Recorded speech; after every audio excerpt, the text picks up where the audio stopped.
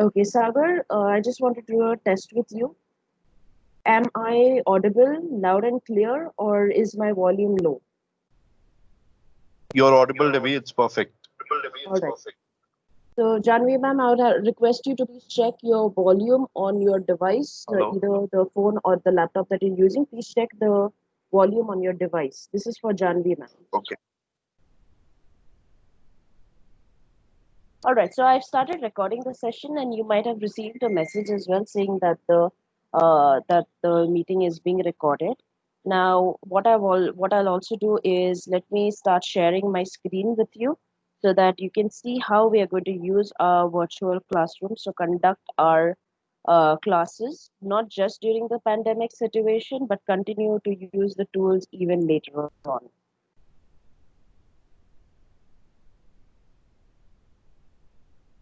So I've started sharing my screen. Once you can see my screen, please type a yes so that I know that screen sharing is fine.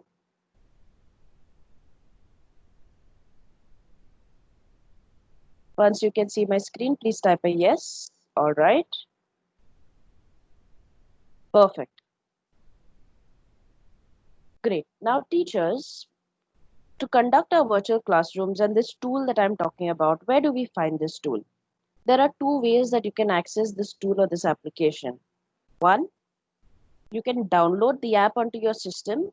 When I'm saying system, it can be your laptop, desktop, mobile phone as well. So you can download the application. That's one way to do it. Now, down below on my screen, you can see Teams. There's a T and there's a number two written over here. That means I have two notifications. You can download this and have yourself signed in and remain signed in if you're using your personal devices that is not shared with anybody else. The second way for you to access this application is through a browser. So what you need to do is open up a browser. It can be any browser. We prefer using Microsoft Edge. Once you open up your browser, on the top in the search bar, you need to type www.office.com. Office.com will take you to your Office 365 homepage. Once you have typed in office.com, you need to sign in with the IDs and passwords that are given to you by the school. So this would be your name at the rate your school name dot on Microsoft.com, and the password is also given to you. You need to sign in with that ID. Once you sign in, you will get an interface or a page that looks exactly like this one. So you will see a sign that says good morning. This will also change for you depending on the time of day. It would be either good morning, good afternoon, or good evening, depending on the time of day. Now, before we proceed further, let's understand, or let's get a feel of this page. Let's understand how to navigate through this page. Now, on the extreme top left corner, I have the 9 dots button. This is also your app launcher. When you click on the app launcher, you'll be able to see different applications that will be showing up for you. Now, these are all apps that are accessible to you as a teacher, and these are applications and tools that you can use to also conduct your classes. You can click on the All Apps button if you want to get access to other applications as well. Now, besides your, okay, so a little troubleshooting for those teachers who are having audio issues. Since majority of the teachers can hear me clearly, can see my screen clearly. In case if you are facing certain difficulties in between, I would request you to number one, check your internet connectivity. Make sure you have a good internet connection from your side. Number two, you can always sign out and sign back in, so that probably it could be a technical glitch. You can sign out and sign back in. Majority of the time it would be because of internet issues. All right, now moving on my interface, I have applications that are showing up for me over here. Now this bar or this ribbon is called the apps ribbon. Now, the reason why it is an apps ribbon is because I get to see all my applications over here in a horizontal format. Not just that, but my apps ribbon is a smart ribbon. That means it's incorporated with artificial intelligence tools. When I say AI tools, it means that the most frequently used applications will show up for me on the top over here. The tools or the applications that I do not use more frequently, they will be pushed to the back. If I want to, I can click on the All Apps button to get access to all the applications that I have available for me. In the top center of your screen, you have the search bar. The search bar will allow you to search for any document or information that you require across all your applications, and then it would generate the results for you. On the right hand side, you also have the notification bar, which will give you notifications as and when there are certain tasks that are assigned to you, or if you have missed a particular task, this notification icon will highlight for you. You have the settings button where you can change the settings of your profile. And lastly, you also have your initials, which will be reflecting for you. And these initials over here will enable you to access your office profile, to change your profile, and to even sign out. Coming back to the center of our page, when you scroll down, you have four tabs that are reflecting for you. That is the recent, pinned, share with me, and discover. Now, your recent tab will give you access to all the data, information, and to all the documents that you have recently accessed or recently used. And when you use these documents or when you access these documents, that information also will be given to you. It will also state whether this document is shared with somebody else, or this is a document that belongs solely to you. So this is about the pinned tab, about the recent tab. Next, we have the pinned tab, where you'll be able to pin up certain documents that are important for you, and you can post them onto the bulletin board over here so that you get easy access or quick access to these documents. To pin up a document, let me go back to the recent tab. Let's say I want to pin up this class 9 section A notebook. When I keep my mouse on this document, I get an option to share the document or to pin the document. The moment I click on the pinned document, when I navigate to my pinned section, I will be able to see my notebook or my document reflecting for me over here. If I want to, I can unpin it in the same manner. So teachers, if you have important information or documents that you'll be accessing regularly, you can always pin them up here for easy access. Next, you have the shared with me folder. Your shared with me folder will give you access to documents that have been shared across or between you and your colleagues, or between you and your students. Now, Microsoft Teams and Office 365 uses one particular platform for sharing, and that is called SharePoint. That is why all these documents and all the documents that you put across on your Office 365 that are shared will reflect for you under SharePoint. Besides the share with me, you also have the discover tab. The discover tab will give you information about documents that you have shared with other people, but changes have been made to that. So you under the discover tab, you will be able to see the documents that others are working on. You will also have access to click on go to OneDrive button. Your OneDrive is your cloud storage space. You can upload your documents to the OneDrive. You can also create documents in OneDrive directly, and these will be automatically saved for you. That means in the event that you suffer a technical glitch or your system crashes or your motherboard crashes, you will have your documents that will be saved for you at all times if your documents are put on OneDrive. So teachers, ensure that you're using OneDrive effectively and you're saving and storing all your information across on OneDrive platform. You can access OneDrive by going over here and clicking on Go to OneDrive. You can access your SharePoint, that is your sharing platform, by clicking on Go to SharePoint. So this is the interface. If you want to, you can also install your Office from here, but on the top, you have the button on the right side. You can click on this and download your application. Now, for the purpose of this training session, because we're looking at virtual classrooms, we will click on Microsoft Teams. Now, teachers, Teams is your one-stop destination for all your classroom requirements. Under Teams, what can you do? You can incorporate all these other applications. You can have a Word, Excel, PowerPoint, OneNote included in Teams. You can share the files on Teams, that is using the SharePoint application. All the files that you put in Teams will be automatically saved for you in OneDrive. Along with that, you would have your notebook. You can also incorporate a Sway. You can create an assignments or forms using the Forms platform. And all of this can be done without navigating to any other application. From your Teams application itself, you will be able to do all of this. When you click on the Teams application, it will open up as a separate tab for you on the top.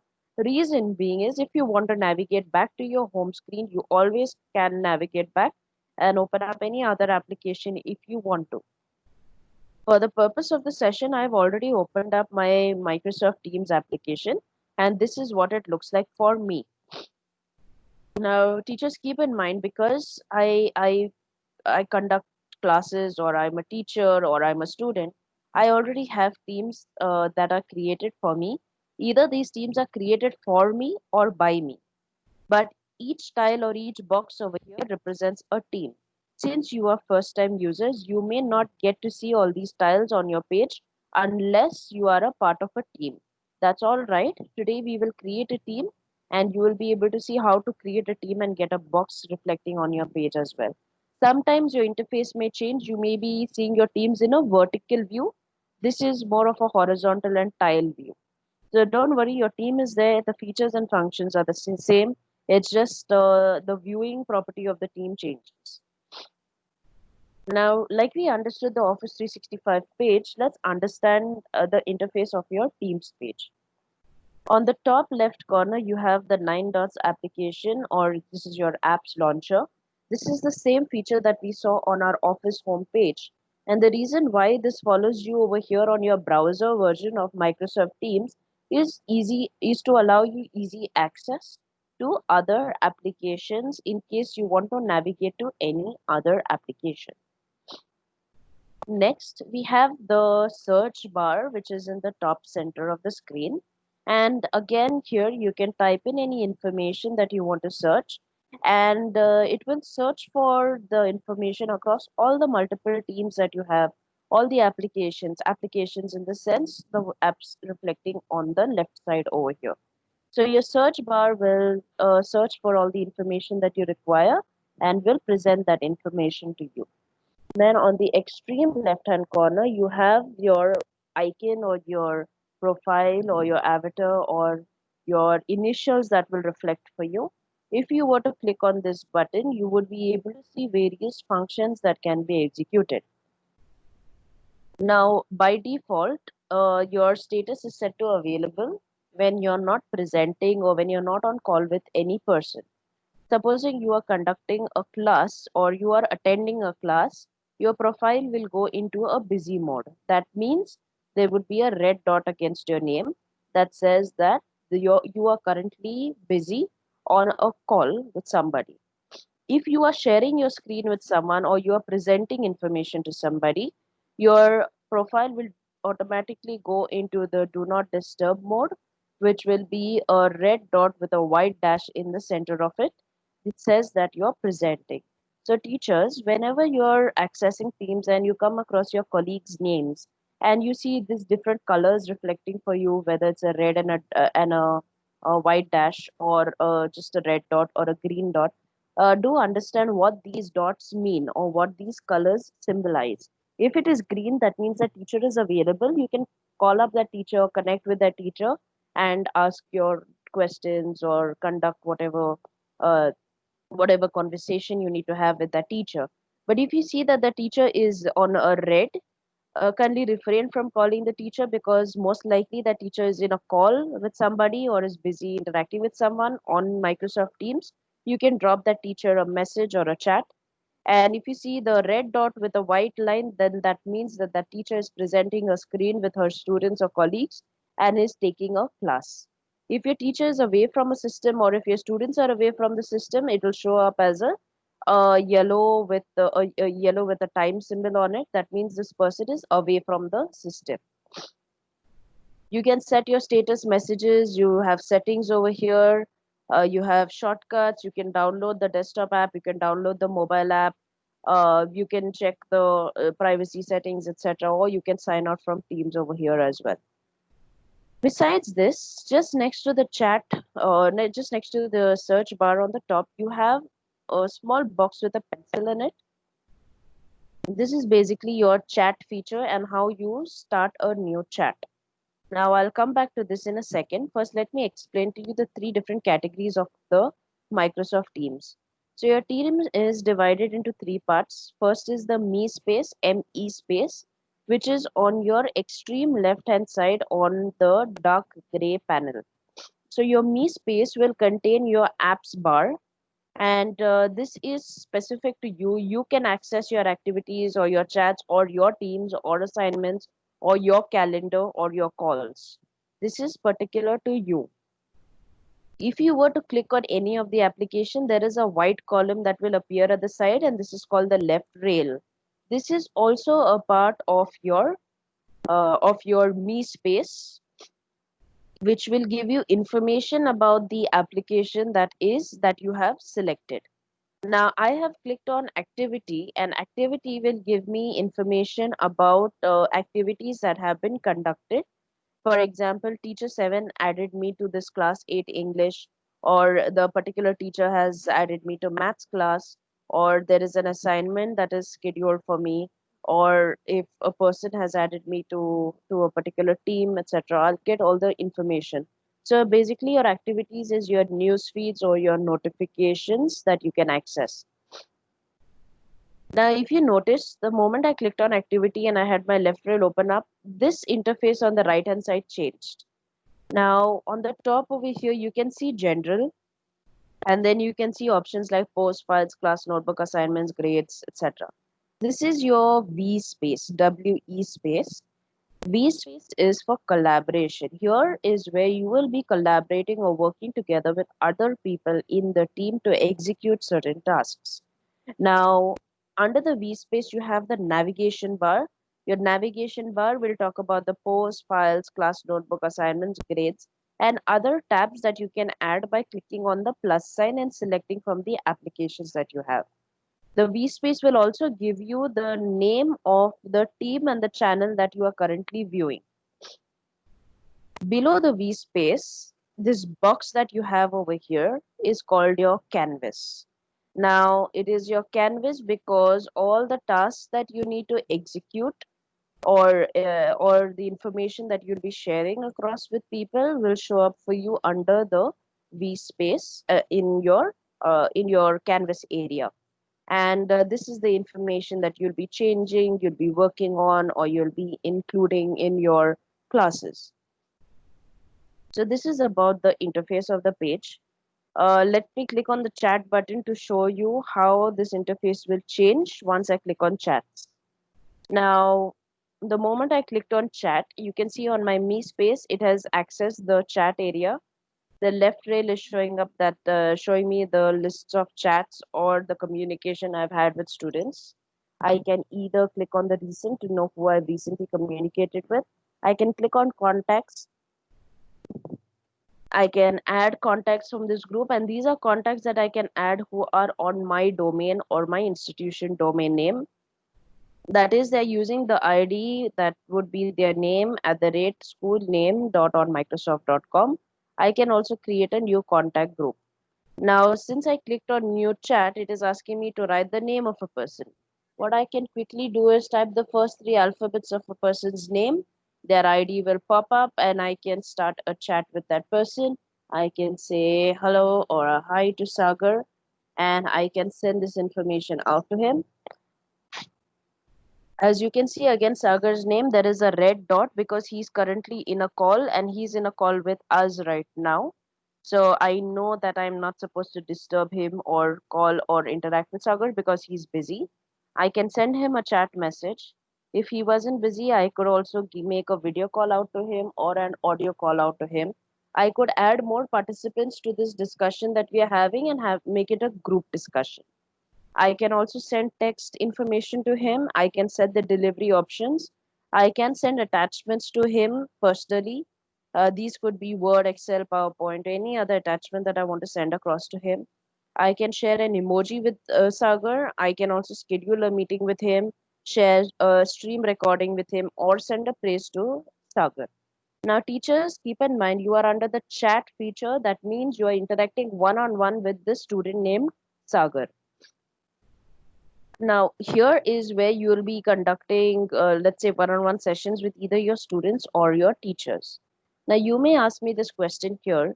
If I'm conducting a class like this and if I can chat, does that mean that students can also chat with each other? Yes, the students can chat and interact with each other one on one without the knowledge of the teacher. But then the best part is your admin has the rights to disable the chat function or the chat feature for your students. So, if through the admin portal, there are certain policies that can be set and the chat can be disabled so that you avoid cross communication among your students while you're taking a class or even besides the class hours. So this is the chat feature. Next, we move on to the teams. Now, when we come to the teams, this is where we'll be going more into detail for you to understand how you are going to create a team or what all you can do with your team. Before we start creating a team, let me show you how a full-fledged team looks like. For that, I will click on class team sample. Now, once my team opens up, I can see the name of my team, I can see the profile picture, and I can upload any picture that I want over here. By default, I have two channels. I have one channel that is given to me by Microsoft. I have another channel that is created for me here called Dance. All activities related to dance would show up for me, or I'll be able to place all the information related to dance under the dance channel. General channel will be my broadcasted messages or information to my students. So under my Me space, I clicked on Teams. Then I clicked on Class Team Sample. Under my left rail, I can see information about my class team sample that I can navigate from. Now, under my V space, I get to see that this is the class team sample team that I'm in. There are 49 members in this team. It is a private team. And then this we are currently in the general tab. I have navigation tools over here like post files, class notebook, assignments, and grades, like you saw earlier. But for this team, we've incorporated or added more tabs. One is the insights tab, one is thing link, then we have six more, of which one would be the curriculum. We have Flipgrid, we have STEM or STEAM, then you have IC3, ATL project plan, alumni association. You can always add more tabs by clicking on the plus button and adding another tab from this application here. Let's say you have an LMS system or certain apps that you are currently incorporating in your classroom, and those apps are reflecting for you here. You can add those tabs. You can even manage those tabs here. So you would be able to incorporate other applications that you're using to effectively run your classroom. And that will be placed on the top over here for you for quick navigation purposes. Now, currently, teachers, we are in the post section, and your post section works very similar to your Facebook page. When you have your Facebook wall, anything that you post on your wall gets reflected to all your friends that are in your contact list. In a similar manner, if you post any information here in the post section, this will reflect in the post sections for all your students who are a part of your team. Now you can have up to 5,000 members that can be a part of your class team. All right. And broadcasted information that you put up over here in the post section will go to all those 5,000 members. I'm sure you would not create a team with that many students, but this is just to give you an understanding that yes, you can have a lot of students. Now, what kind of information can you post on your post section? One, you can put a you can click on the format button and you can add information over here. You can select whether it is a conversation or an announcement. You can select whether everyone can reply or only moderators can reply. Then you can post the same information in multiple channels. When you click on multiple channels, then the same information would get reflected in all the other channels that you create. Just to give you a brief, a channel is a smaller group created from a larger team. So your channel can be for a particular reason or a particular group of people, or your channel can be a subgroup of your entire team. So you can post your information there to multiple channels as well. And so beyond that, you can add, you can also make changes to the format and the font, etc. So this is the kind of information that you can post in your conversations. Not just that, but you can send attachments. Any attachments that you send from over here, it can be Word, Excel, PowerPoint, or an image or any document that you upload from your system. You can click on the attach button and it will give allow you different ways in which you can attach, either from a recent tab or from another team or channel, or from your OneDrive directly, or even upload it from your system. When you attach anything over here, it will also reflect for you under the Files tab in your navigation space. Besides your attachments, you can click on the emojis button and share emojis with your students. You can also conduct a session or a class or a meeting with your students by clicking the Meet Now button. When you click on the Meet Now, either you can conduct a meeting happening right now or you can schedule the meeting for later. This I will show you once we create our team.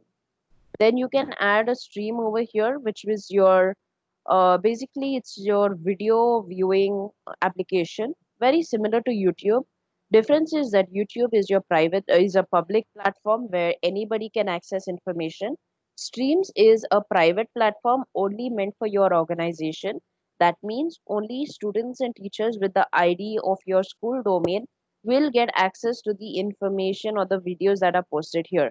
Now, what kind of videos will be posted? Anything that you upload, number one. Number two, when you're taking a class with somebody or your students and you record that session, that class recording will directly get saved in streams for you. From streams, you can share it with your students. You can set the policies that automatically, once a session is recorded, it should go out to the students, or you can manually share it yourself. You can copy the link and paste the link anywhere that you want to paste as well. So there are a lot of options that you can do with your Microsoft Stream.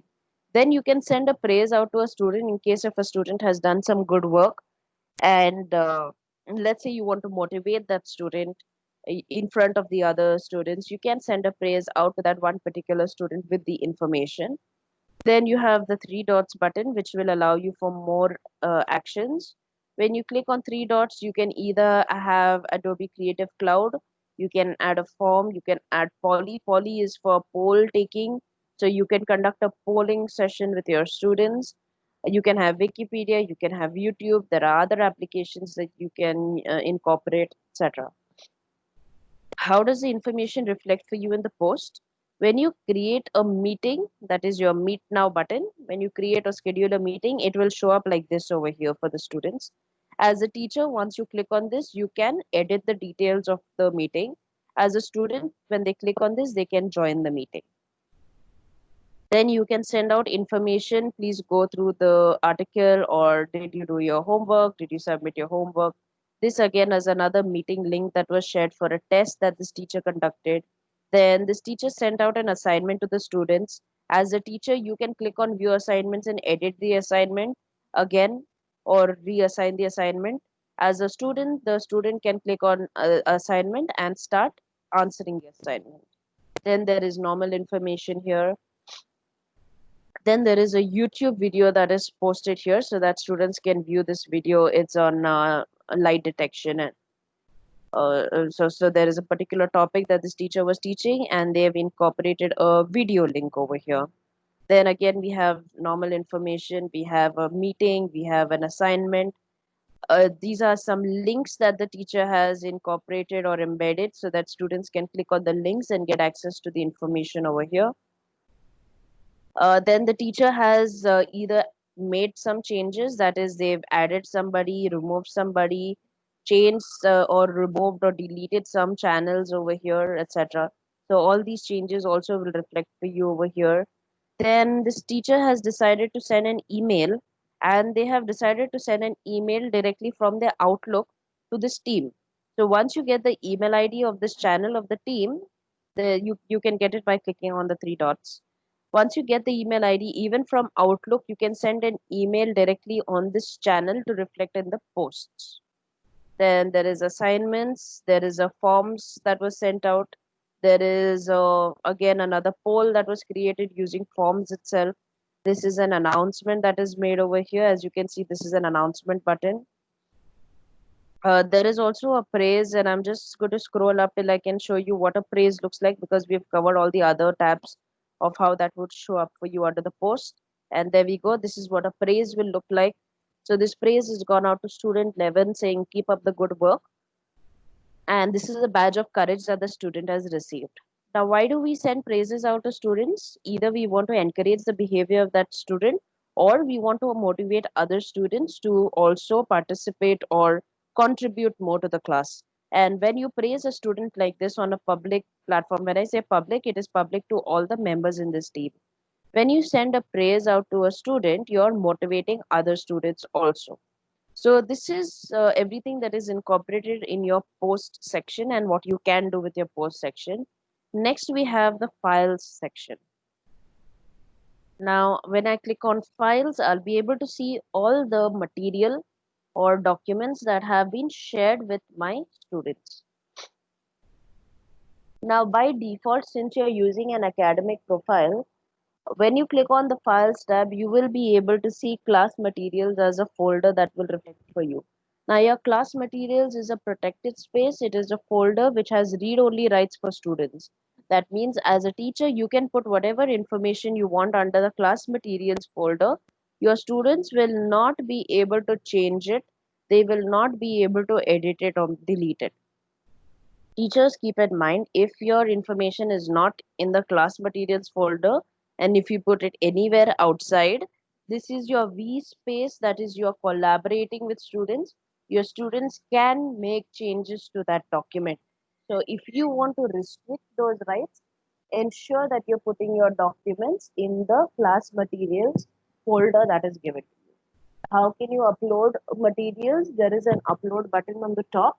When you click on the upload button, you can either upload a file or a folder, or select from your existing information and upload it over here. Teachers, if you don't want to upload information, normally what you would do is you would open up your Word document. From Word, you would create the material you want to create. You would save that Word on your system. Then you would come to a platform and upload it over there.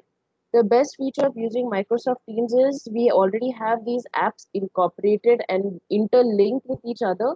You don't need to do this process. If you want to create a new document or a new presentation, you simply click on the plus new drop down, which is here, and it will ask you whether you want to create a new folder, a new Word document, new Excel, new PowerPoint, new OneNote, or new Forms. You can directly start creating from here. And because all of this is linked to your OneDrive, your document that you create will be automatically saved on OneDrive for you. Since you're creating it over here, which is a sharing platform in your vSpace, you're sharing it to your students. The document will be shared with all the students, and you will also be able to open up in your SharePoint, which is your sharing application. You can sync your information between your desktop and your offline and online versions. You can copy the link. You can download the attachments that are over here.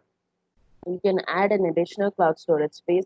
You can also change how you view these files of yours that you've put up over here. Either you can view it in a list view, compact list view, or tiles view, etc. This is about your file space. Besides your files, you have your class notebook. Now, teachers, keep in mind today when we do our hands-on, we will be doing posts and files and creating your team, etc.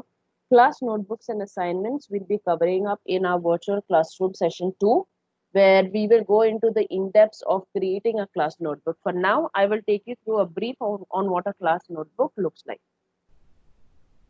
So my notebook is just opening up for me now.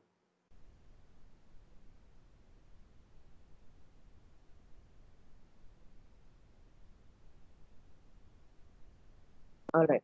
So my classroom notebook has opened up for me. What I can do is I have my files option here, very similar to your Word. You have your home button where you can change how you the font, etc., and you can execute certain functions similar to your Word document. But at the end, you have a dictate feature. Let's assume you're taking a class and you don't, or you want to create class notes in your virtual notebook. This is your virtual notebook. you do not want to type the information, you can simply select the dictate button and you can start talking using speech to text recognition, which is an AI feature. Your class notebook will start dictating and writing down everything that you are speaking. So you don't really have to type your notes. You can simply talk to the system or talk to your class notebook and it will dictate everything for you. Even if you are taking a class, you can turn on the dictate feature. You can teach your students. While you're teaching your students and speaking, it will pick up your words that you're speaking and it will convert your words into text. By the time your class is conducted or by the time you finish explaining to your students, your class notes also will finish writing for you automatically. What information can you put up in your class notebook when you click on the insert tool? Let me just click outside somewhere here. And on my page, once I have selected or clicked anywhere on my page, I have all my tabs which will get highlighted for me. What can I insert is a table, file, picture, link, audio. Audio is what I want to tell you about is, let's say I'm teaching my class and I've already conducted my class with my students. I recorded that session. I can add that meeting link over here so that the students can get access to the entire class that was taught.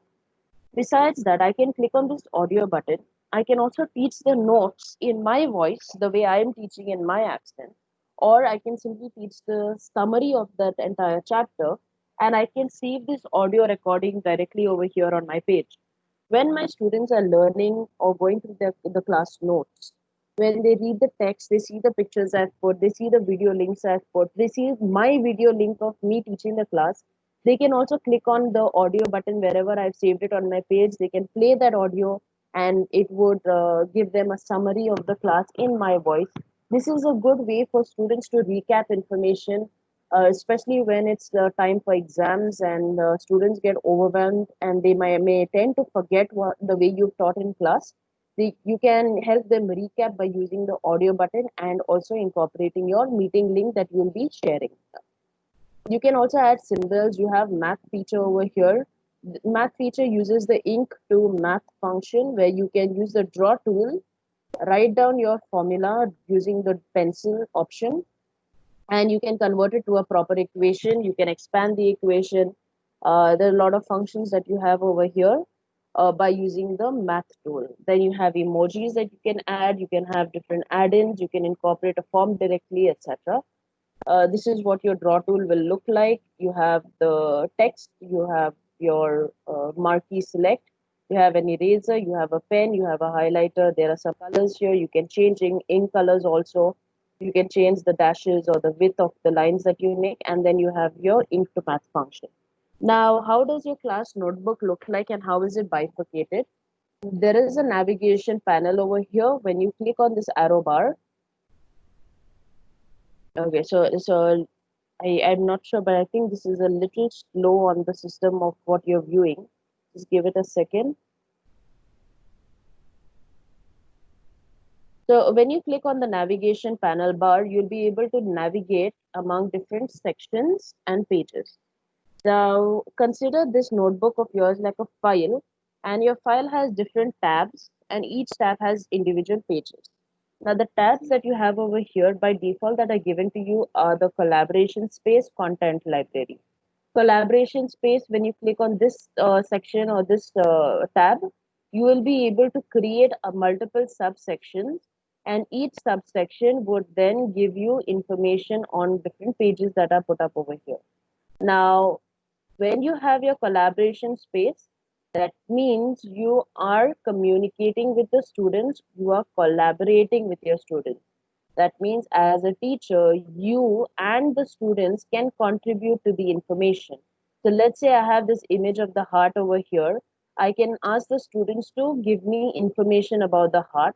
One student can draw a line and write name this area of the heart, or another student can name this part of the heart. Another student can name the walls and the chambers of the heart, etc.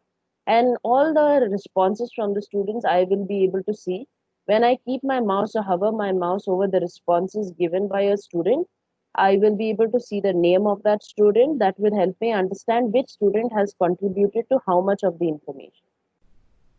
I can also have a homework section in the collaboration space just for discussions on the homework or information about or collaborating with my students. Teachers, keep in mind any information that you put in the collaboration space can be changed and edited by the students. Refrain from putting up any notes or notes, in the sense any important notes that you don't want the students to change, or the curriculum or anything important that students should not make changes to. Do not put it in the collaboration space because they can change it.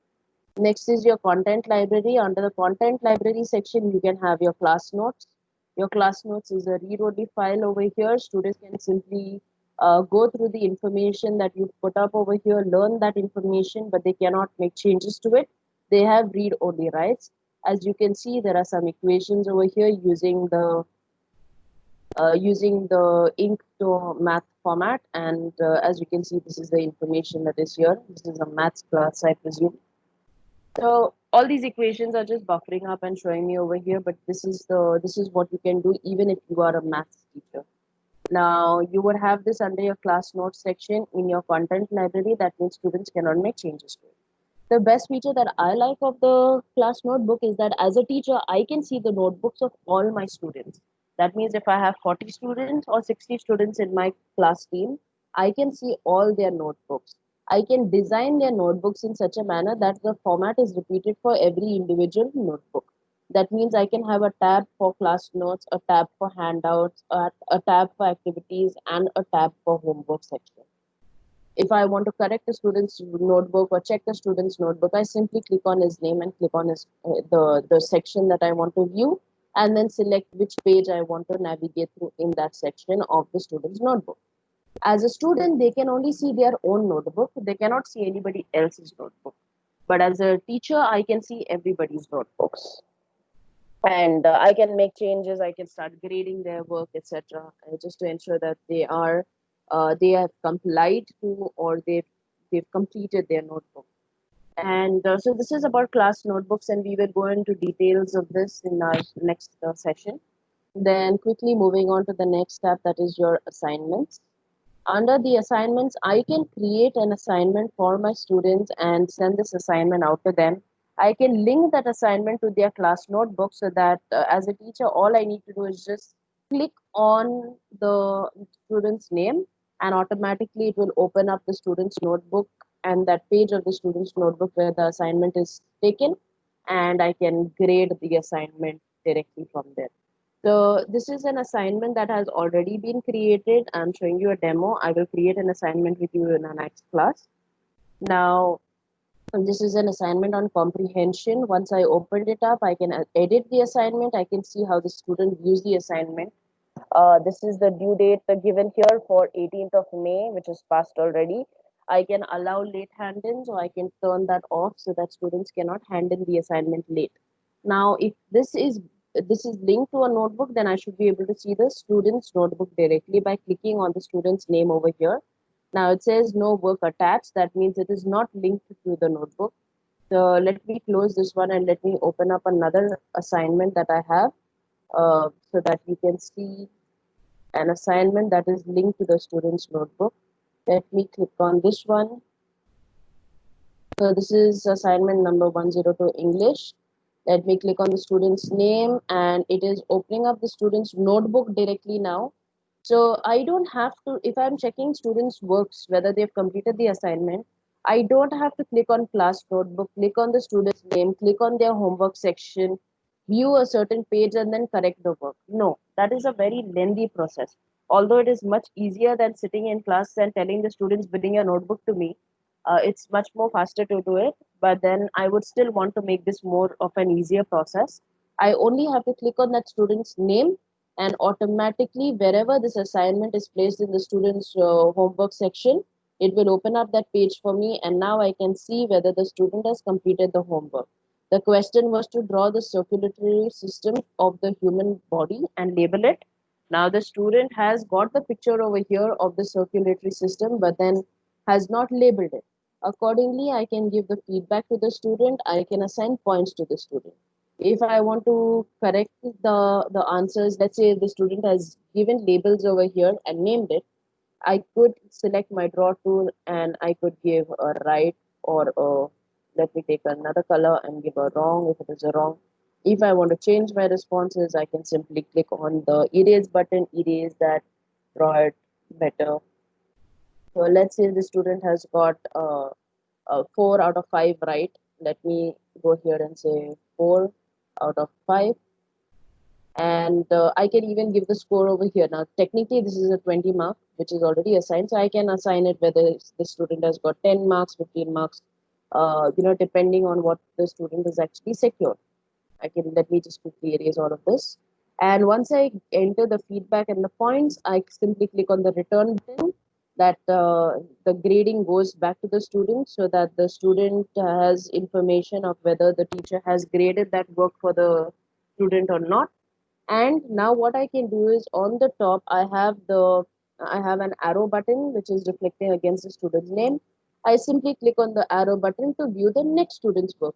Now this student's work has already been graded and returned back to the student. The student has got 18 out of 20 over here, and for some reason this is the teacher has corrected this work. You can enter feedback and send it across to the student.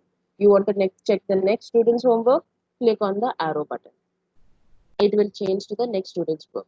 So as you can see, automatically it's opening up the student's notebook for me, and this information will reflect in the student's notebook also. Let me close this for you.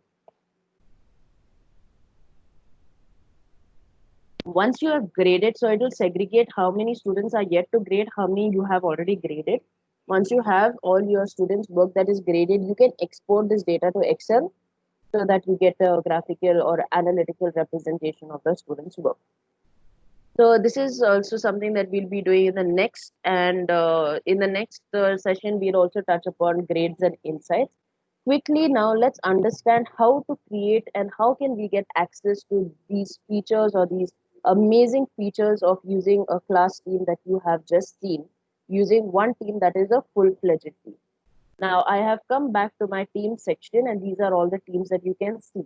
Like I said, if you do not have a team linked to you, you will not be able to see these tiles, but you will have this button to join or create a team. We click on join or creating a team, and here we have this option to either create a team or to join the team with a code. Joining team with a code we'll probably do in a second or in our third VC session. For today, we will create a brand new team, and I will show you how you create a team. You click on this create a team button. Now under creating a team button, you have 4 different types of teams that you can create. One is a class team, one is a PLC team, staff team, and others. What does a class team do? A class team is where your students will be added. You can conduct discussions, group projects, and assignments with your students by clicking on the class team. A PLC team is mainly for your teachers and educators who will be working together to execute certain functions. So that is what your PLC team will do.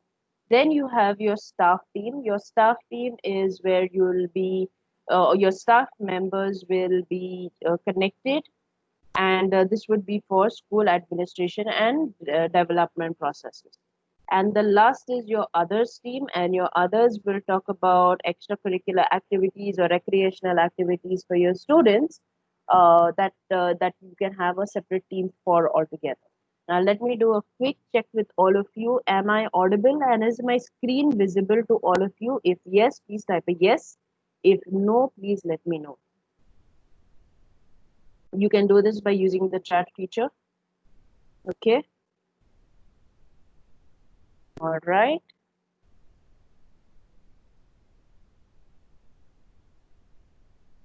Okay. Now I've got some responses coming through. Great. Now let me ask you another question.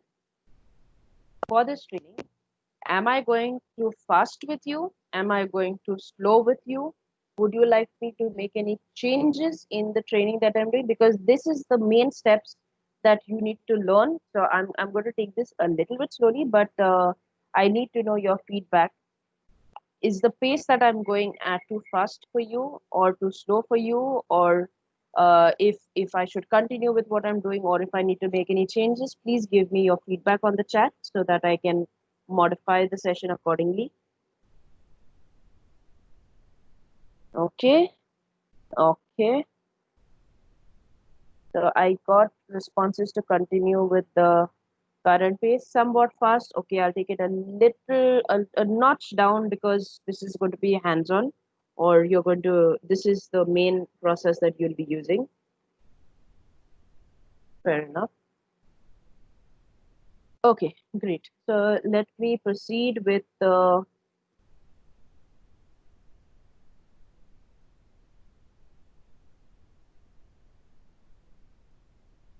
okay.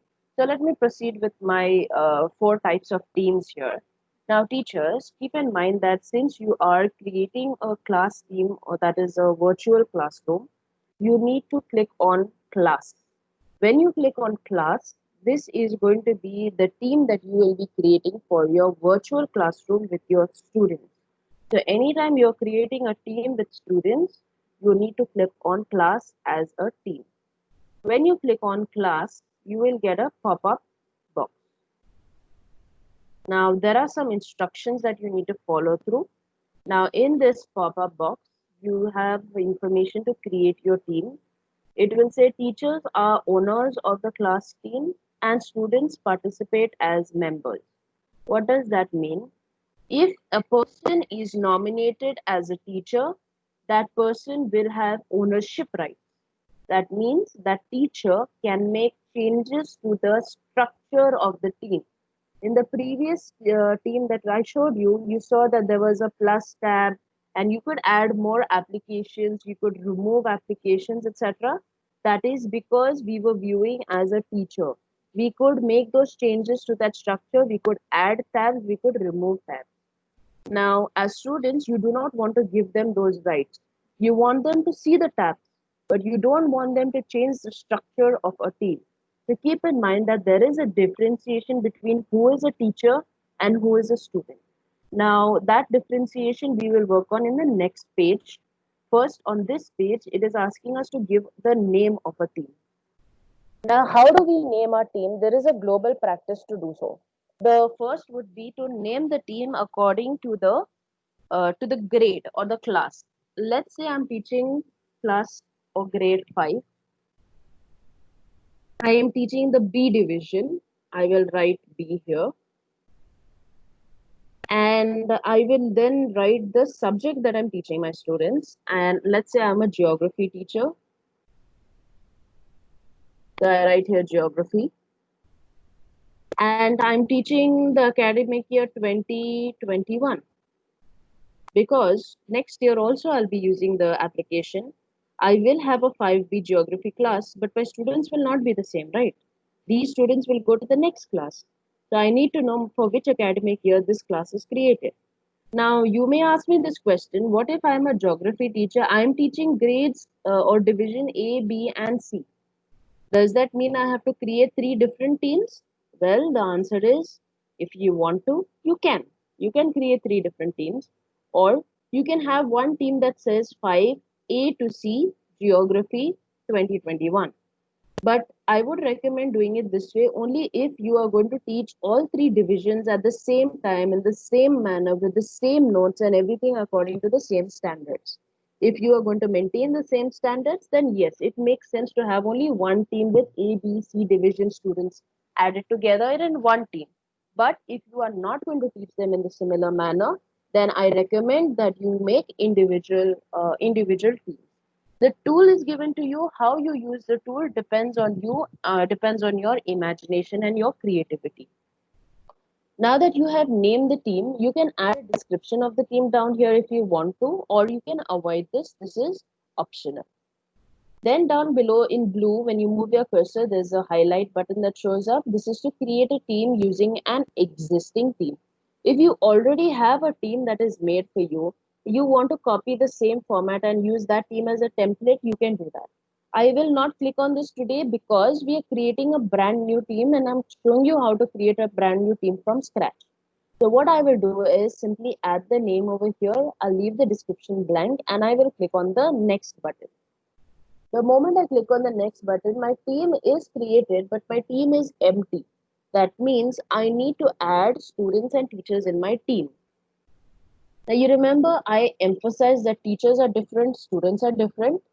Over here is where you will know the difference. Now, there is a section only for students, there is a section only for teachers. Whoever I nominate under the student section will get only membership rights, that is, they can only view the information, they can contribute to the areas that I ask them to contribute. If I add or nominate anyone under the teacher section, then they will have ownership rights. That means they can change the collaboration space, they can change the class materials, they can add more tabs, delete more tabs because they will have teacher rights, that is, ownership rights. So, teachers, be careful when you're adding your students here to your team. You want to ensure that students remain in the student section, teachers remain in the teacher section. Now, let's say I'm adding a student here. I want to add Sagar.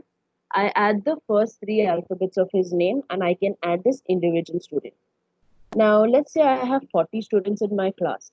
It would be little lengthy process for me to add individual names of all those 40 students, right? What I can do is if my admin has created a distribution list for 5B students, I can simply type the name of that distribution list and automatically all the 40 students in that distribution list will be automatically added over here. If I have a group that is created for me in Outlook, I can type the name of that group and all the members of that group will be added here. Or you can do it individually like I did with Sagar. Now, against this ID, I do not have a distribution list or a group to show you. That's why I will simply add in some names over here individually. So let's say I want to add a Robert now. So let me click on ROB and I'll click on Robert's name here. Let me say I want to add some student IDs that are created. I can add student number 10. I can pick up any other student and add student number 11. Now these students are nominated, but they are not added to the team yet. To add them to the team, I need to click on this add button. When I click on this add button, the students are added down here. If I want, I can remove the students from here by clicking on the X button. Next, what I can do is if I want to add a co-owner with me or another teacher who's also going to take ownership of this team, I can select the teacher option or the teacher button and I can add the name of that teacher. Now, like I said, teachers, remember there is a difference between a teacher and a student. Do not add students here under the teacher section because then that student will have ownership rights. If you want, you can add a teacher. If you don't want to add a teacher, you only want to be the owner of that team, you can leave that blank. You don't, it's not necessary to add a teacher. Students, yes, because you want the team to be full with somebody, right? So you need to add your student. Now, once you've added your students, you're happy with the number of people in your team, you're happy with the name of your team, you click on the close button. When you click on close, it will automatically open up that team for you. So you have your team opened up for you here. As you can see, I have the team name which is given to me, and I can have my image which is displaying for me over here. Below that, I also have by default the general channel which is created for me. Now, teachers, you remember I told you by default the general channel gets created. You as a teacher can make other subgroups or other channels. Now, right now, we are on an interface that you have already seen before with that example that I gave you. And so now it will be easier for you to understand everything that is on this page over here. Now, since this is a brand new team that we have created, it is pretty blank. We don't have a lot of information over here. So what you can do as a teacher, you can start adding the information. How do you start adding the information? You are already aware of this process. I've explained this to you over here. And so down over here below, you can go ahead and make the necessary changes that you want to add a conversation or add an attachment or an emoji. I will come back to the meeting to show you how you set up a meeting or schedule a meeting. Just let me navigate through the tabs on the top first. And as you can see here, you can click on the files button and files will also give you access to your class material folder. Just give it a second while it opens up. And you can see the class material folder reflecting over here. And information, like I said, information that you don't want students to change or files that you don't want students to change, you need to add them over here under the class material section. Now, so this is all pertaining to your general tab. If you want, or general channel, if you do not so if you want to break down your channel and have different channels, there are three dots over here. When you click on this, you have an option to add a channel. When you click on add a channel, automatically it will give you a pop-up box which says that you need to add a channel name. Now let's say as a teacher I want to change my channel to unit based. So let me type this as unit 1. Now I can have four different channels that I want to add over here. It can be unit 1, unit 2, unit 3, unit 4. What can I do with my channel? I can add a description for it, or I can also select I can select the privacy settings of this channel to ensure that whether I want all the students in my team to be able to see the channel or only a few students. Since this is a unit based channel, I want all my students to see it. I want to automatically show this channel on everyone's channel list, and I click on the add button.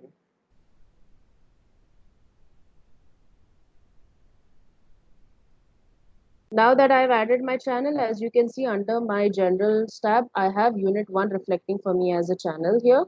The interface on the vSpace has changed a little bit. Now it says only post, files, and notes. I can still add a tab and add more information over here. Now, so we have created a team, we have added students. How do we also know how to add attachments and how to add files on this to the students and send it out to the students. But besides that, how do we conduct a session or how do we conduct a class with the students? That is of prime importance to you because you will be conducting a class with your students.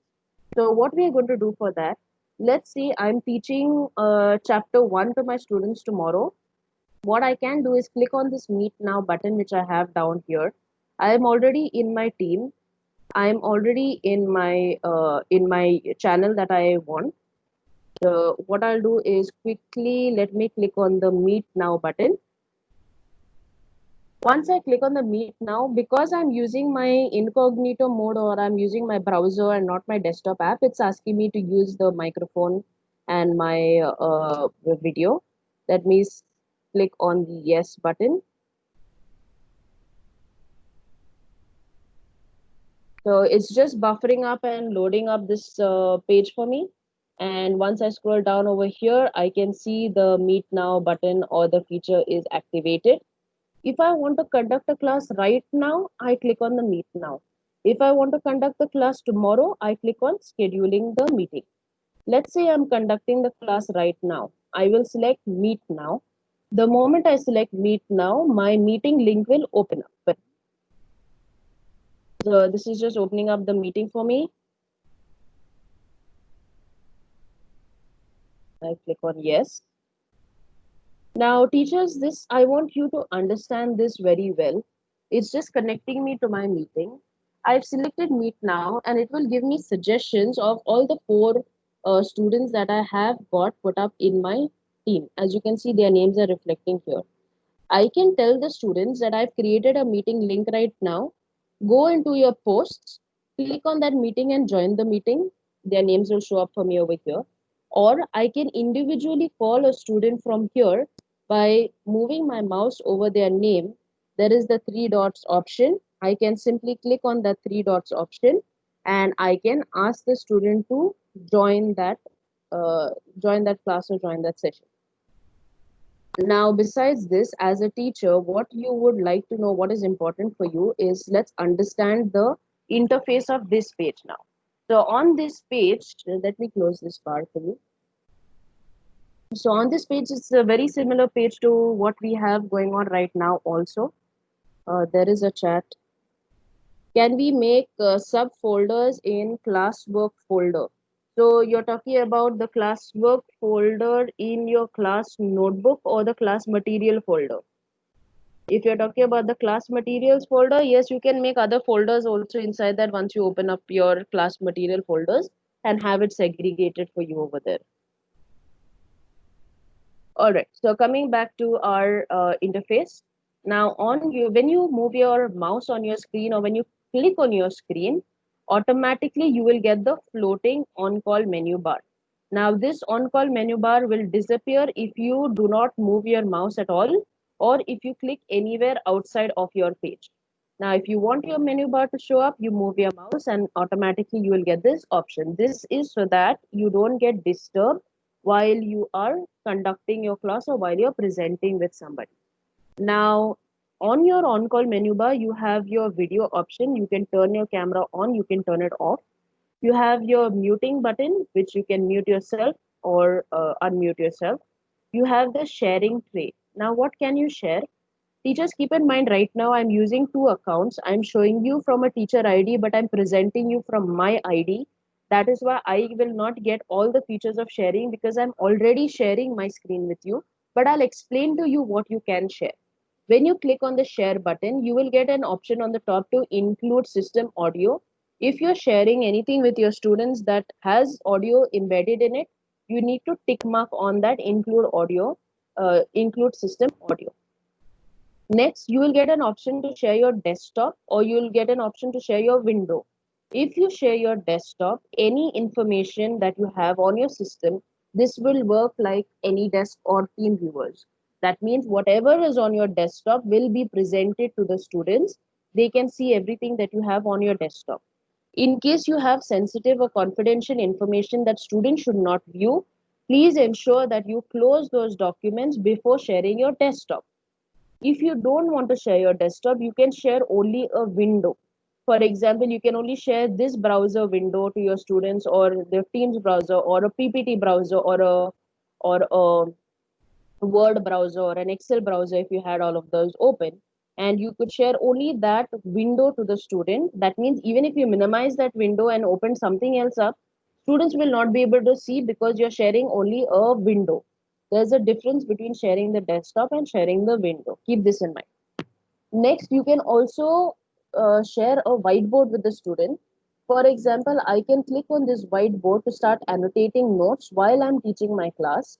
And I can either open up this whiteboard directly on my Teams app where me and the students can all both collaborate on the. I'm sorry, just give me a second.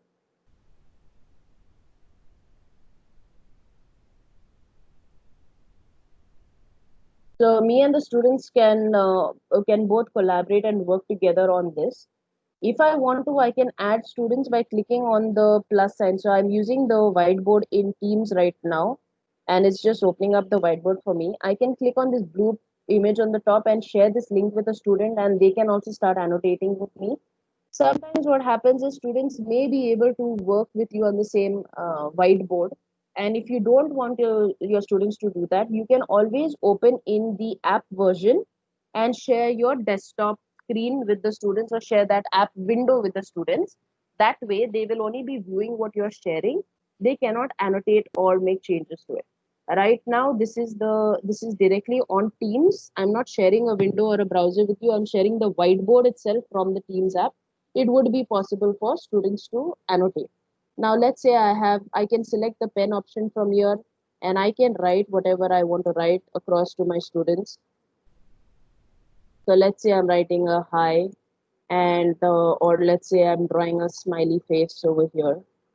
Now, teachers, since I'm using the Teams version of it, all right, I have the drawing feature over here. But if I was to use the app version, I will be able to use typing as an option as well. I can also select, there is a feature where my circles can get reflected into perfect circles, or my squares will be reflected into or converted to perfect squares automatically using the AI features by shape recognition. But right now, since I'm just using the Teams version of it, it's not converting my circle, and that's why this guy's face looks a little weird. If I want to, I can simply just erase off the elements from here. As you can see, I erased off the individual elements at a time by clicking on the erase button. And also what I can do is, let's say I filled up my whiteboard. I like the information here. I want to send this information out to my students. What I can do is I can click on the settings button and then export this file to to an image file and then send this across to my students. So I don't need to ask them to click pictures, or I don't need to click pictures myself and send it across to the students. I can simply do it directly from here. Now, this is all about your whiteboard. Let me stop presenting the whiteboard here. And that was about your share tray interface. Next is the three dots button that we have on your on-call menu bar. When I click on the three dots button, it will give me more actions. What I can do with these is I can either see my device settings, I can see meeting notes, I can enter in full screen so that I can, teach my class better in a full screen mode. I have a keypad option also over here. I can start recording. Teachers, you remember at the beginning of the session, I told you that I will record the session. I went into the three dots and I started recording.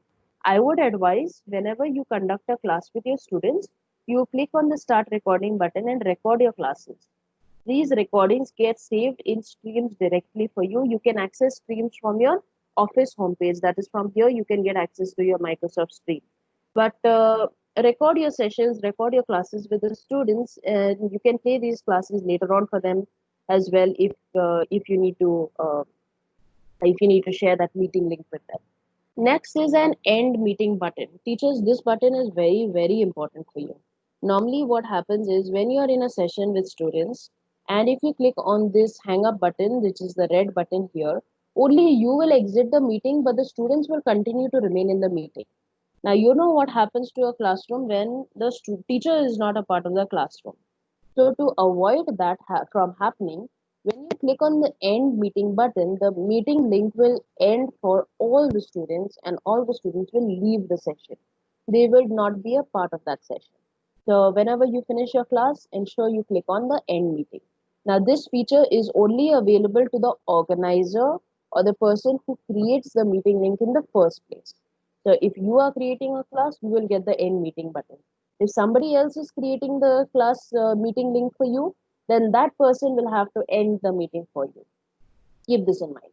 Next is turn off incoming video. In case if your students are sharing information or sharing a video with you, you don't want them to do that, you can turn off the incoming video button. Then we have the raise hand feature. The raise hand feature is similar to the normal raise hand where students are on mute. If they want to ask you something, they can click on the raise hand button and they can raise their hand. You will be able to see it as a notification that will pop up for you under this, and you'll be able to see their names over here as well. You can simply ask the student to unmute themselves, ask their question, and then lower their hand, or you yourself can lower the hand of the student. I'll show you how you do that. Next is you have your show conversation. I will not explain this because you're using this feature right now, so you know how to do this. And last, we have the show participant. When you click on show participant, you will be able to see the students' names who are a part of the meeting and who are a part of the session. Now, teachers, what you can do is while your students are in a class and you want to take attendance, you have this download attendance list that will show up for you under the show participant column. You can click on this button to download the attendance list.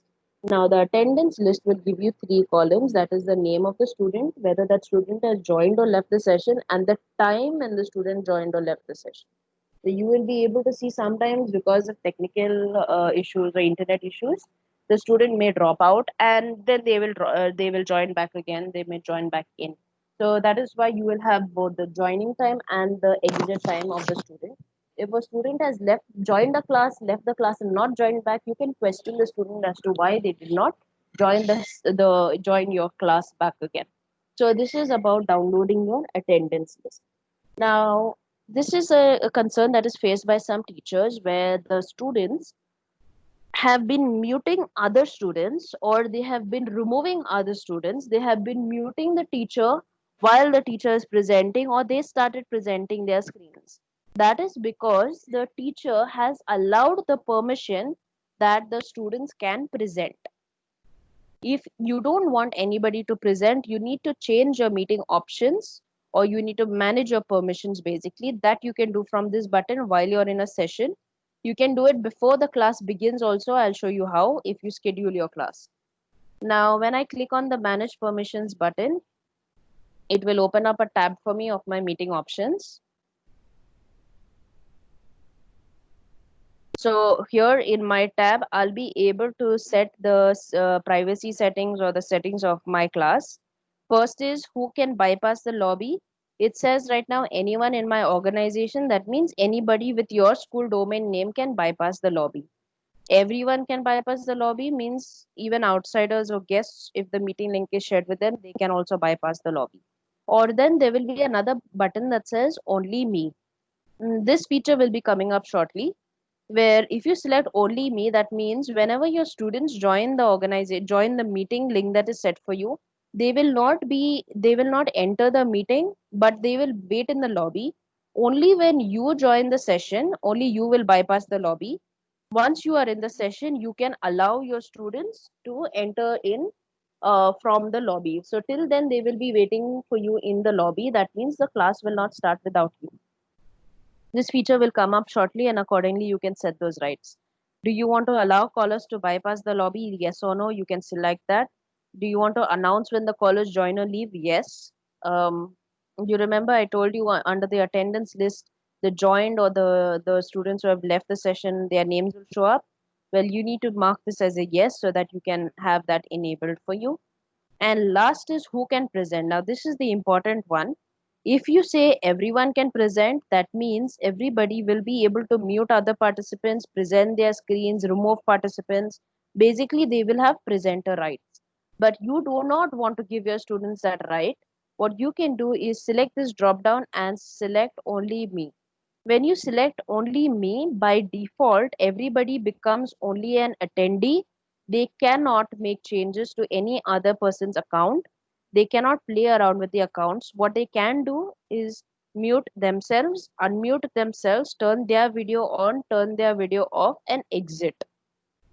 Other than that, they cannot do anything else. So you need to ensure that your meeting options is set to only me in terms of a presenter, so that your students do not disrupt your class. Once you set the settings that you want to, you need to click on the save button so that it gets saved for you.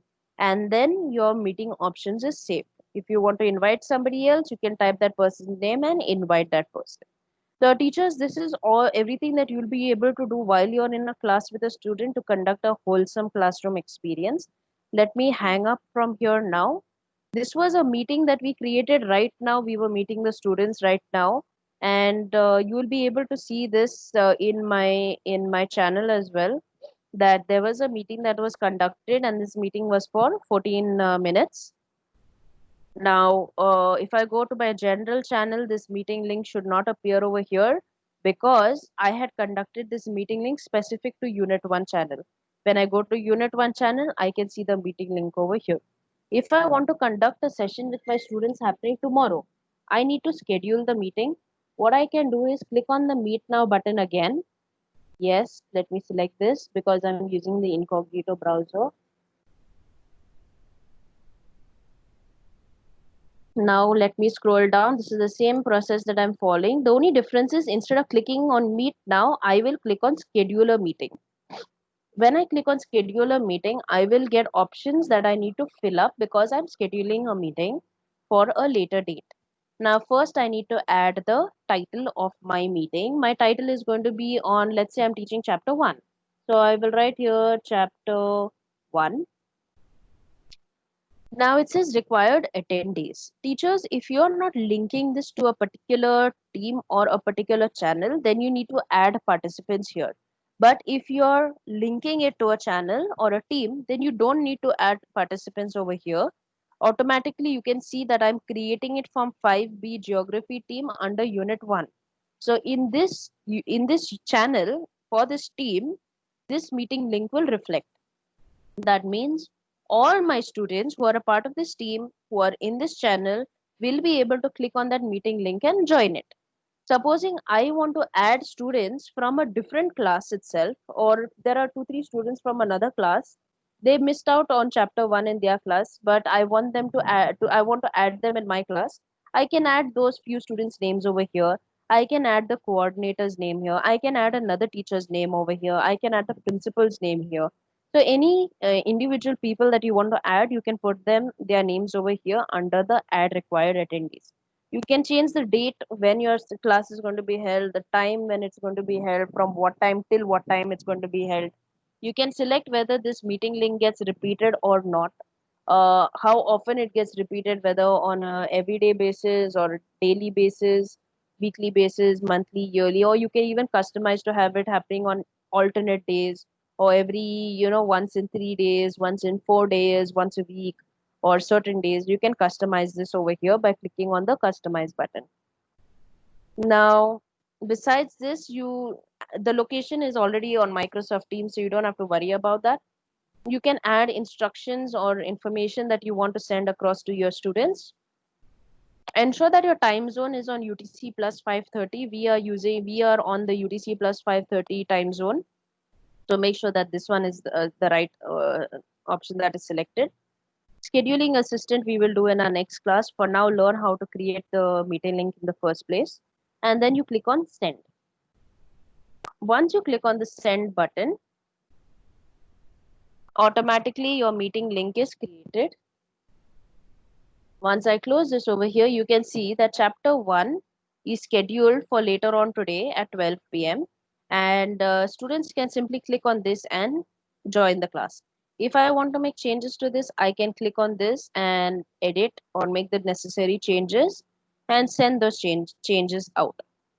What I can also do here, you remember the permissions that I told you about who can present and not allowing students to play around with the accounts. I can set those settings now.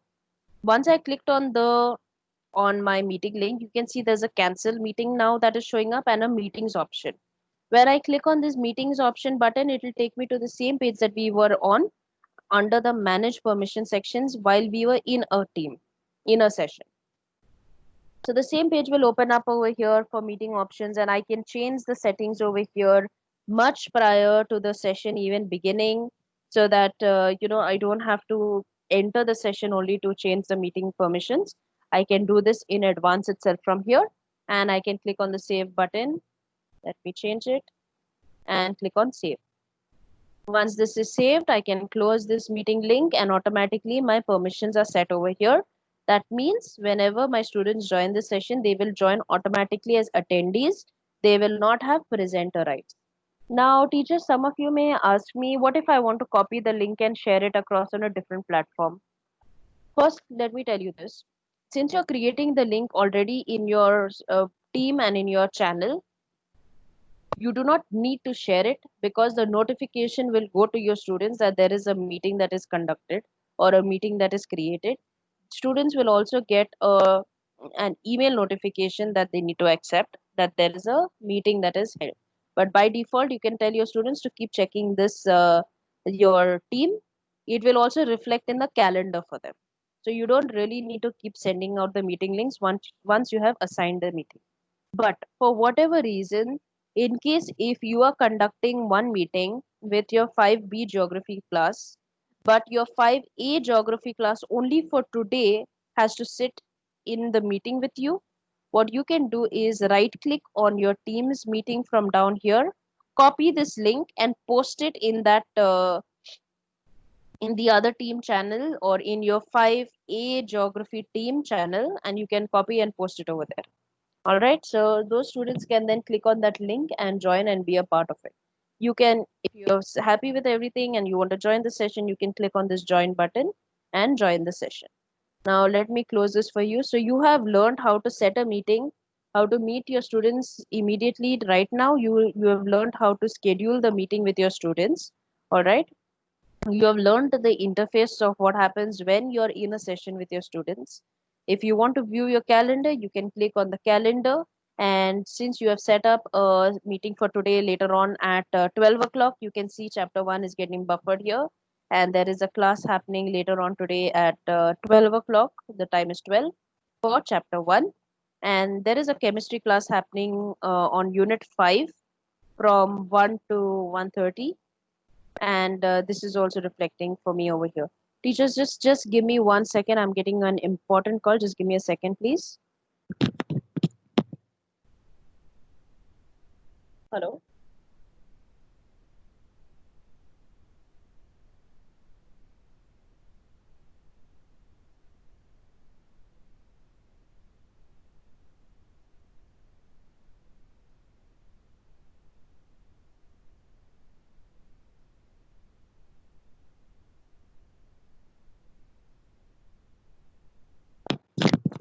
Yes, teachers. I'm so sorry about that. All right. So this is about your calendar view. Now, some of you may ask me, I can see my calendar only Monday to Friday, but I'm also taking classes happening on a Saturday. How does that view work? You can click on this work view on the top over here. There's an arrow button here, and you can select to view the entire week. Once you click on entire week, you'll be able to view Sunday and Saturday as well, reflecting an entire week view. If you want to create a meeting from the calendar, also you can do that by either clicking on the Meet Now button or clicking on the New Meeting button. If you schedule a new meeting, as you can see, the same interface or the same page opens up. Only difference is here the channel is blank.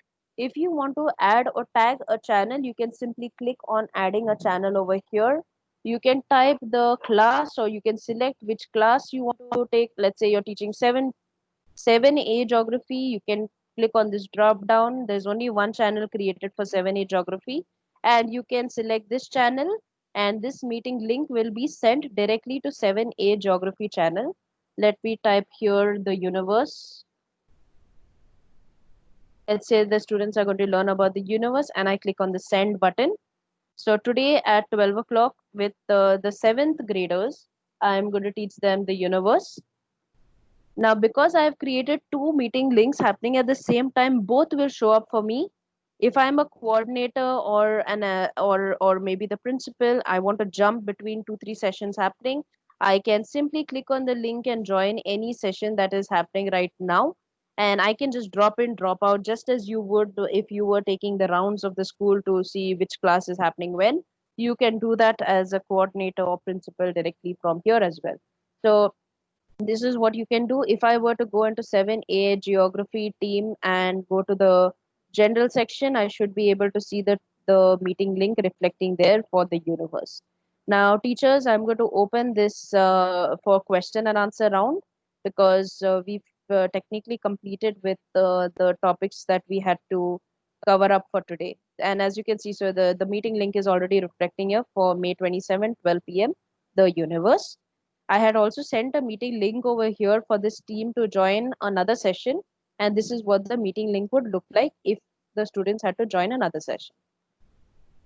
All right. So, teachers, we've covered up with what teams can do, what every aspect of teams does. We've covered up with your Office 365 homepage navigation.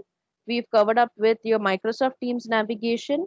We've seen what a fully functioning team can do and understood all the tabs given and applications given over there. We've also created a new team, and you have seen how to create a team, how to add students in a team. You've seen how to change the or how to add another channel in a team. You know how to add files over there. You know how to add folders. You know how you've seen what a class notebook can do or what assignments can do.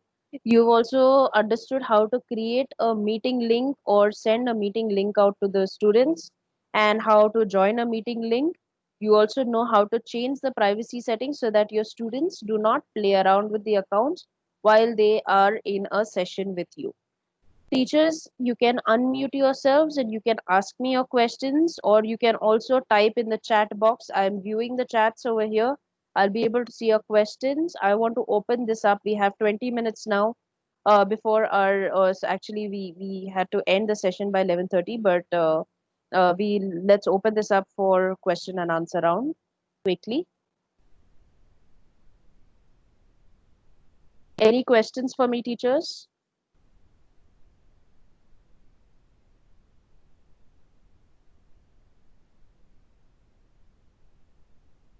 Anybody has any questions that they want to ask me before we end the session for today?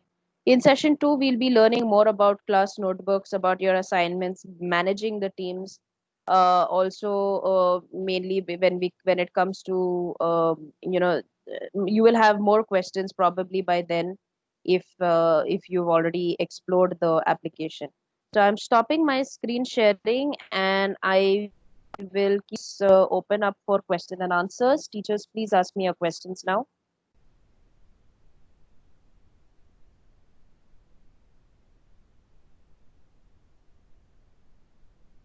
I need too much practice. It's not easy. Teachers, I'll tell you what, right now we've had a lot of information to cover up and not a lot of time to cover up that information. So yes, it can be overwhelming as of now. But so you've seen what all can be done. You just need to create the class team and then start adding your information there. But I would safely tell you that once you practice with it, it would be easier for you to navigate just as using a smartphone. There's a question here. Please explain. Chapter will be my channel. Under each channel, I want to keep few periods. How to do that? Okay. Let me share. So let me tell you what. If you if you use your so when you have a team, let me take for example a dance teacher. Okay, and you have created a team only for dance class.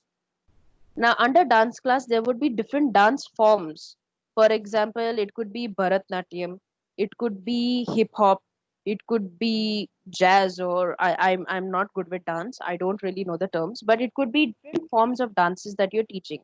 These forms can be individual channels under that dance team. So you could have a channel only for Bharatnatyam, and all information pertaining to Bharatnatyam can go in the Bharatnatyam channel. All information regarding hip hop will go in the hip hop channel. Now, if you're asking me, can you create chapters as channels? You would, if you have 20 chapters or 30 chapters that you're teaching, then you would have that many channels. Instead of having chapters as a channels, you could have units. So you would have unit 1, unit 2, unit 3 as a channel, and then let's say chapter 1 to 5 will go into unit 1, chapter 5 6 to 10 would go into unit 2. You could even have only two channels saying semester 1, semester 2, or then you could have a channel only for certain groups. You could have a channel only for discussions, a channel only for project work or activities. So how you build up a channel or how you create a channel purely depends on your creativity. There's no hard and fast rule here. You can make a channel the way you want to do it, or it's only for organizing your team and segregating different aspects of your classroom, so that okay, you know that if you're working on a particular topic or an assignment, that assignment is put under this channel, so everything pertaining to that assignment or that topic or that discussion or that forum, everything is under that one particular channel. So it's purely for your information on how to do that, and the process remains the same. You, next to your teams tab, next to the team's name, there is three dots. Click on the three dots, there is an add a channel, and that's how you add the channel. Okay, next question for me is, you use laptop, is it comfortable to use in mobile? Teachers, the interface is the same between the laptop and the mobile phone. It's just that the placement of certain icons changes. But can you execute the same functions? Yes, you can execute exactly the same functions as you do in the laptop, as you would on a mobile phone. Only difference is, if your show conversations is reflecting on your on-call menu bar down on your laptop, it will reflect on the top for you on your mobile screen. Your posts and files will show up as tabs, but your class notebook assignments, etc., will have a separate tab called as More. When you click on More, you will get all those features over there. Can you create a calendar meeting from your mobile phone? Yes, you click on the calendar button, add the calendar, and fill in the same information that we saw on the laptop. Only thing is, when you are sharing your screen from your mobile phone, we recommend mostly using your laptops to conduct the sessions, or using a touch screen or a tablet to conduct your sessions, because these are bigger screens compared to mobile phone. Mobile is a smaller screen. Your laptop or your tablets will be a bigger screen for you. It will be easier for you to share. And nowadays it's not very difficult to get laptops or tablets, etc. We ourselves, we sell or we give these laptops and tablets to schools to ensure that the basic features are is what they cover up, and then we guide you on how you can do that. So if your school also wants to make purchases for the entire staff when it comes to sharing, or being able to conduct virtual classrooms, we will assist you with it. You can get in touch with Sagar, and Sagar will help you get access to hardware as well. Software is what you've already understood now. If you want to get your hardware as well equipped, you can connect with Sagar and he'll help you with it. Now, there's a question for me that says, in chat, can I audio chat with students? Yes. So, like I showed you, under the chat feature on the top right corner, there was a video button, there was a calling button. You can click on the call button and have a one on one call with a student. This works well, especially if you are a counselor or you're a teacher and you're interacting with individual students who are having certain difficulties, and you want to address those difficulties with your students without other students knowing about it. Then yes, you can go ahead and conduct a one-on-one session with students, either through video or through an audio button also. Any more questions for me, teachers?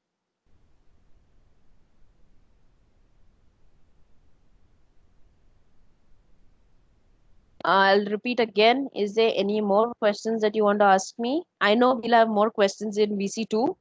For now, I guess I'll let you go ahead and explore the software. You have your IDs and passwords. I want you start downloading or sorry, I want you to start using the application from today itself. Can I download the recorded video? Yes. You can click on Microsoft Streams that we will be doing in the next session. You can click on Microsoft Streams and download your video as well. But teachers, if you purpose of you downloading the video is to share it to somebody else or to share it within your own organization, then you don't need to do that. You can simply click on the share button and share it across. But if you want to download to keep it as a backup for you, yes, you can click on the download button. In notebook, if I dictate formula, will it appear exactly in mathematical formula? If you use the right terminology that you have for dictating the formula, yes. But then for formulas, we advise using the draw tool, because using the pen and stylus or using a touch screen or a mouse would help you easily write the formula and just convert it to a math equation. It would be easier to do it that way rather than dictating the formula in the dictate mode. Okay, then there is next. Can I contact anytime? Yes, definitely. So, if you have any queries, what you can do is, or I would suggest you do it this way. You have a Spock for your school who's interacting with Sagar. You can, all of you can send in your queries across to the Spock, and that teacher will connect with Sagar, and they will pass on that information to all of us. I will also put in my email ID over here in case you need to answer queries. You can write to me directly and I can answer to your queries. My ID is Deborah@joannatech.com. So what I've done is I've sent you two links. One is for a self-assessment with regards to everything that we've completed today. You can take the self-assessment test or a form to gauge your understanding. I have also sent you a survey link. The survey link is for me as a trainer to understand whether my training session was good, and also it would help me get more trainings to conduct in future. So I would like your honest opinion. It would be a favor for me if you would click on this link and take the survey. And I've also sent my email ID for you. In case you have queries, you can reach out to me at any time. Even if you want to connect with me for purchasing of hardwares, also we can assist you. I can get you connected with the right person. Well, there's one question here. Can my PowerPoint presentation be interactive? Teacher, if you for the one who's asked me this question, you can unmute yourself and ask me your question directly, please. I did not get you when you said interactive.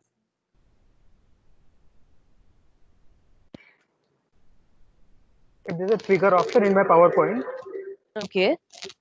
can I allow student to use the trigger button? Yes, so if you're presenting your screen, you can give control to your students. You can give control to a particular student, and that student can also contribute with you on the work that you are doing, or the sorry, the presentation that you are presenting, even on a Word document. So you have an option where on the top of the bar, if you click when you're presenting your screen to someone, you might have seen that popping up for me. There's a black toolbar that comes up on the top of my screen, and that will allow you to give control to another student, and they can also interact or they can collaborate with you on the same work. So yes, you can have somebody else working with you on a presentation. Yes. Any more questions before we wrap up for today? Any last question? No? All right, great. So, teachers, thank you so much for participating. I hope you enjoyed the session. I hope you've learned so much more. Again, I will repeat, yes, it may be a little overwhelming because this is the first time you're using the application or seeing the application. With time, it will get easier. All you need to do is practice and keep playing around with the software. And we are always here to help you out. We are always here to support you if you ever need us. Sagar is there. I'm available. We can help you out at any point of time. So no need to worry about that. And we will also add you to a WhatsApp group so that you can ask your questions at any point of time on that group as well. And for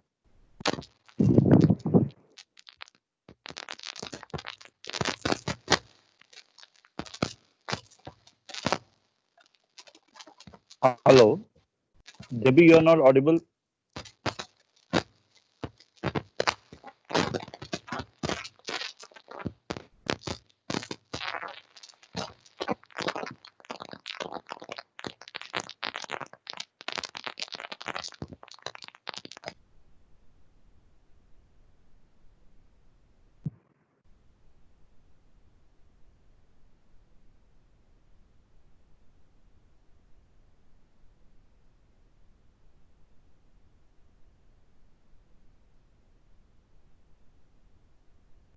So yes, like I said, you can either include your system audio when you're sharing your screen, and that would allow you to allow your participants to be able to hear you or hear the audio that you've got on your presentation.